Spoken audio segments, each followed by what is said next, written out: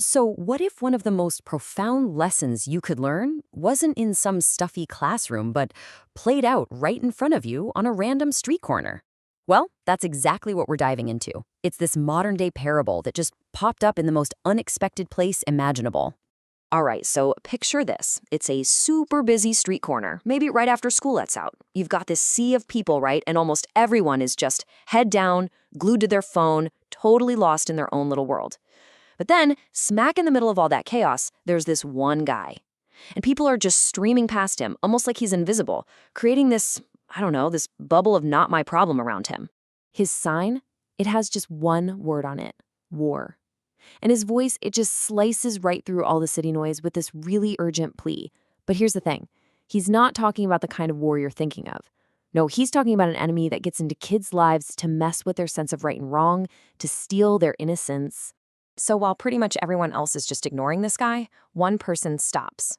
A young girl, her name's Evie, she looks maybe 13. And she doesn't just stop and stare, oh no. She marches right up to him, totally ready to challenge this whole declaration of war thing head on.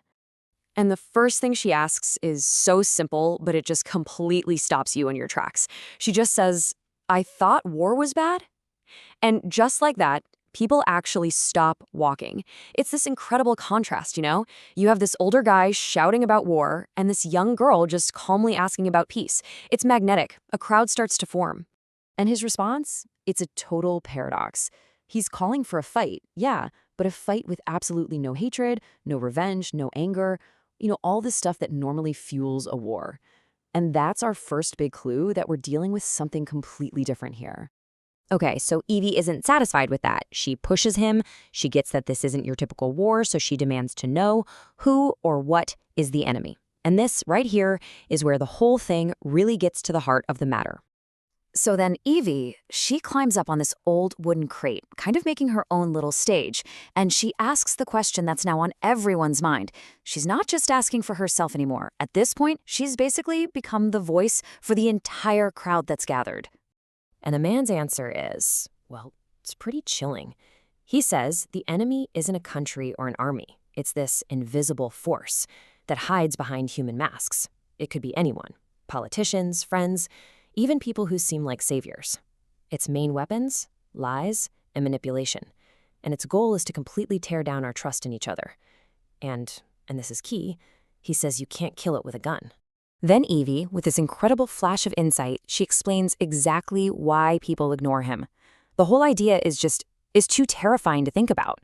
She points out that it just feels safer to deny it, to pretend it doesn't exist rather than face an enemy you can't even see. Man, what a powerful observation about how we all work. But the man comes right back with this amazing analogy. He says, standing in the middle of a busy highway with your eyes closed doesn't make the cars disappear, right? Ignorance isn't protection. It's not a shield. And this seems to be the moment where it all clicks for Evie, where she really starts to get what's at stake. And that realization just completely shifts the conversation. She's accepted that the threat is real. So now the question isn't, what are we fighting anymore? It's, okay, so how do we protect ourselves? We've moved from figuring out the problem to finding the solution. So he offers up the first layer of defense. He calls it an auric force field. Now I know, it sounds super mystical, right? But he connects it to a feeling we've all had. Evie even says it herself. She feels drained and vulnerable after an argument. And he explains, yeah, that's it. Those dark emotions, anger, resentment, that's what weakens the spiritual shield and leaves us open to attack. Okay, so the second defense is a bit more hands-on. It's a tube of light. He describes it as a gift you can literally ask for every single day. But there's a catch. It's powered by harmony. So any negative stuff, like being rebellious or ungrateful or just generally causing trouble, can literally turn it off. It's a shield, but you gotta maintain it.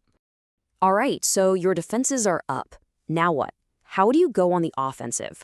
Well, the strategy isn't what you'd pick. It's not about attacking the enemy head-on. It's about cutting off their supply line. And here it is, the entire strategy, boiled down to one simple but really profound idea. Don't feed the monsters, and they will disappear. You don't fight them, you don't engage, you just starve them. So what does that actually mean? Well, think of it like this.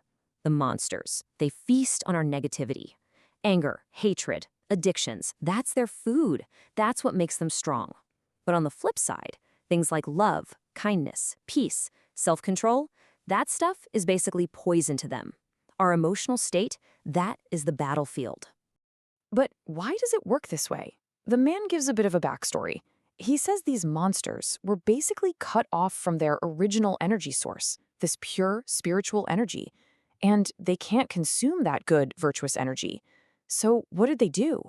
They tricked us, humanity, into corrupting our own spiritual light with all this negativity, creating a new food source that they can digest. So as the sun starts to set, the crowd kind of breaks up, and you'd think the whole performance is over. But nope, the story isn't done yet. The scene shifts to a quiet alley just around the corner, and it's setting us up for one last, totally unexpected twist.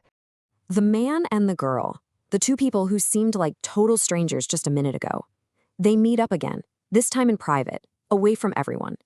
The public show is over, and now we get a little peek behind the curtain. And then, she says it. "Thanks, Dad." Just 2 words. And with that, the whole story just snaps into a completely new focus. This was never a real confrontation. It was a lesson. The guy on the corner wasn't some random prophet. He was a father. And the brave girl challenging her? That was his daughter. So now we finally see the real purpose of the whole thing.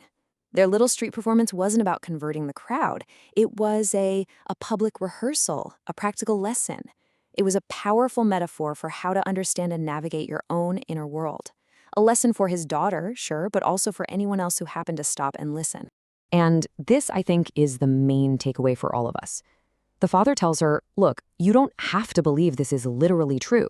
You don't need to believe in actual monsters. The whole point is just to pay attention to the energy of your choices. How do they feel in your body? Do they make you feel brighter or dimmer? He takes this huge, epic spiritual battle and boils it down to something so simple and personal, just being self-aware. And that brings us right back to the final question, the one Evie asked the crowd, and really the one she's asking us now.